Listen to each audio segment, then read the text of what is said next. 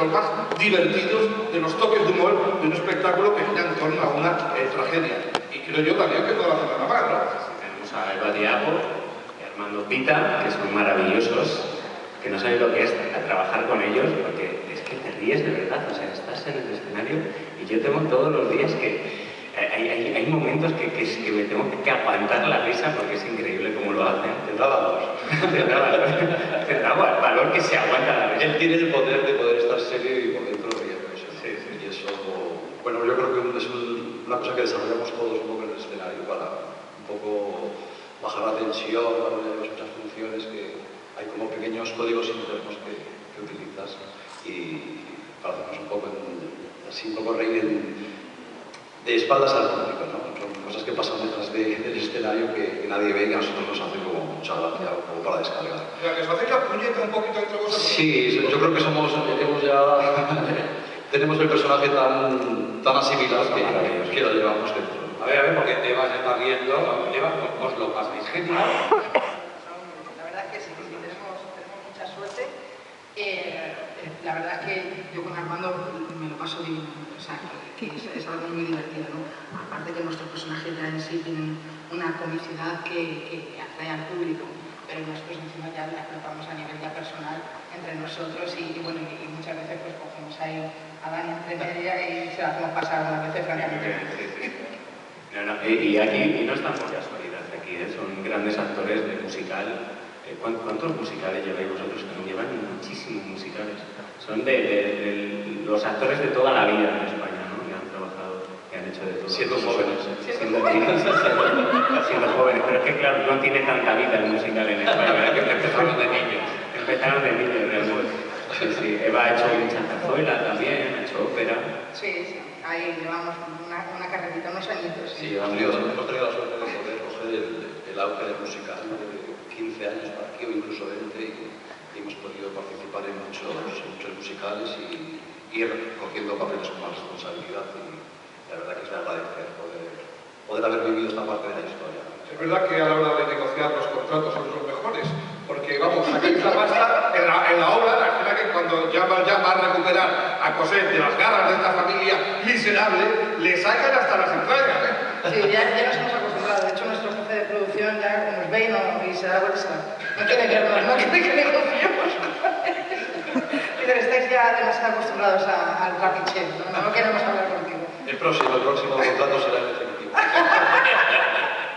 Oye, ¿cómo es la vida entre bambalinas, todo lo que rodea a un elenco tan grande de actores, de músicos, girando por todas partes? Pues un poco lo que te dije antes también, ¿no? Se crea una especie de familia, de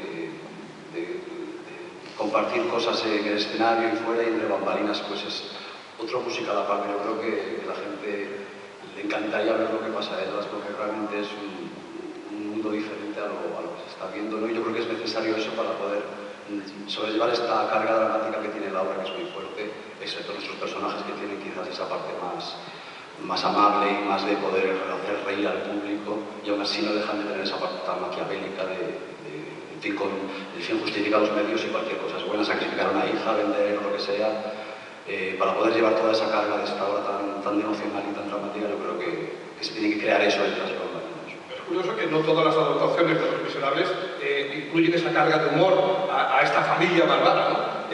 ¿Os sorprendió cuando supiste que teníais que hacerlo así?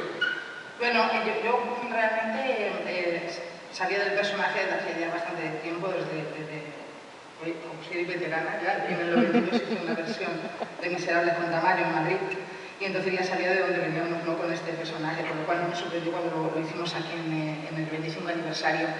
Pero es lógico, ¿no? Es lógico que en algún momento tengan que sacar un personaje y realmente de donde puedes arañar más, ¿no?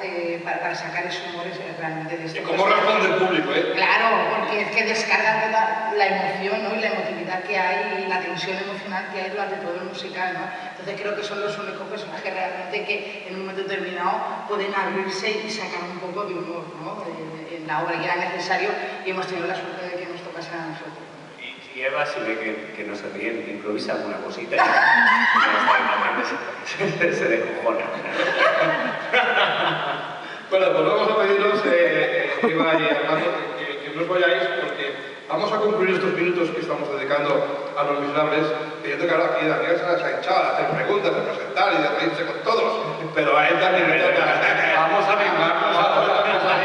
Salir al escenario a cantar. ¿Qué vas a cantar? Cuéntanos. Pues voy a cantar una de mi último disco, no broma. Bueno, es tu último disco, no va a haber más, ¿no prometes? Sí, te lo prometo, ya no va a haber más. Ya me quedo musical solo, ya. Bueno, voy a cantar Salvador. Cuenta un poco la canción, en qué momento de la historia. Pues, él se va a las barricadas, al Jan, su hija se enamora de un chico y él siente, tiene de repente el pensamiento de que no la puede dejar sola y a él le quedan pocos años de vida, ¿no? Entonces él va a salvar a este chico, a Marius, para que se quede con ella, ¿no? Porque él es el amor de su vida y él quiere lo mejor para ella, ¿no? Y él al saber que está enamorada de Marius, va a salvarle, ¿no?, a las barricadas y de hecho le salva. Bueno, era solo un boceto lo que pedía. Y en la página número... Daniel, cuando quieras, Daniel Díguez, por otro de los momentos emocionantes de la banda sonora de Los Miserables, cantando Salva.